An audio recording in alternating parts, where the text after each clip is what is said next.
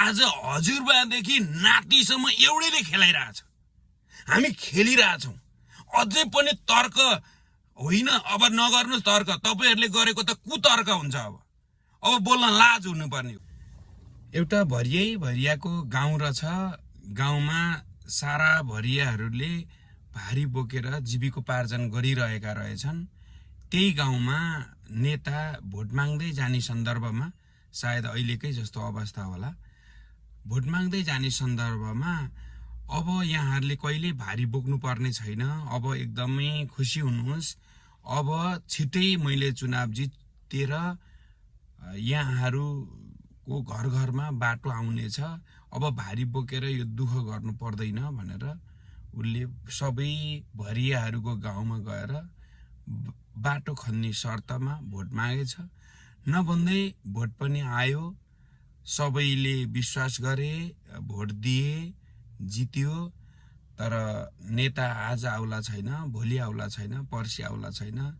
3-4 वर्ष बितिसकेपछि फेरि नेतालाई भेट्नलाई भरियाहरू आएछन्। जब नेताहरूलाई भेट्न भरियाहरू आएको देख्यो नि, देख्ने बित्तिकै डाँको छाडेर रुन थालेछ। हेर्नुहोस्, मैले हजुरहरूको गाउँमा बाटो नल्याउन खोजेको होइन। मैले कति प्रयास गरेँ, कति सोचेँ, कति विचार गरेँ, तर हेर्नुहोस् हजुरहरू भारी बोकेर आफ्नो जीविकोपार्जन गरिरहनु भएको छ। मैले यदि त्यहाँ रोड ल्याइदिएँ भने पैसावालहरूले गाडी हाल्नेछन् अनि तपाईँहरूले बोक्ने जुन भारीहरू सबै गाडीले बोक्नेछ र पैसावालहरूले नै पैसा कमाउनेछन्। त्यस कारणले गर्दा यहाँहरूको सुविधा अथवा यहाँहरूको जीवनमा समस्या नआओस् भनेर, यहाँहरूले दुःख नपाउनुहोस् भनेर नै मैले बाटो नल्याएको माफी चाहन्छु भनेर भनेछ। कता कता यो प्रसङ्ग हाम्रा देशका धेरै नेताहरूमा लागू भएको त छैन। विकास र प्रविधि कहाँ पुगिसक्यो,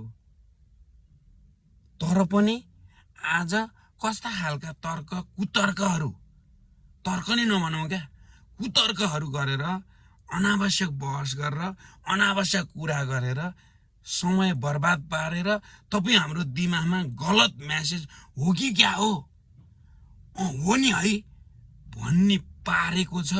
50 सालमा नि त्यही पारे, 60 सालमा नि त्यही पारे, 70मा नि पारे, 80 भइसक्यो अझै पनि त्यही खालका प्रभावमा हामी पर्दैछौँ भने हामी कस्तो खालका छौँ? हाम्रो के विवेकले काम गरिरहेछ? आज हजुरबादेखि नातिसम्म एउटैले खेलाइरहेछ। हामी खेलिरहेछौँ। अझै पनि तर्क होइन, अब नगर्नुहोस् तर्क। तपाईँहरूले गरेको त कुतर्क हुन्छ। अब बोल्न लाज हुनुपर्ने हो। साँच्चीकै म यसरी अहिलेसम्म बोलेको थिइनँ, तर अब बोल्न बाध्य भएको छु। त्यस कारण सोचौँ। म यो पार्टी ऊ पार्टीलाई भोट हाल्नुहोस् भन्दिनँ, तर राम्रोलाई हालौँ, फलानुमा मतदान गरौँ भन्न मिलेन। हाम्रोलाई होइन, राम्रोलाई चुनौ मात्रै भन्नुहोस्।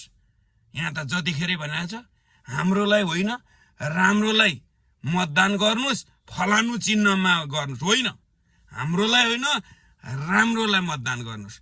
तपाईँको एरियामा, तपाईँको क्षेत्रमा कस्ता खालका व्यक्ति छन् एकपल्ट अध्ययन गर्नुहोस्, अनुसन्धान गर्नुहोस्, बुझ्नुहोस्, विवेक प्रयोग गर्नुहोस्, अनि बल्ल मतदान गर्नुहोस्। यो उमा म भन्नेवाला छैन। हस् त, नमस्कार। जय होस्, जय देश।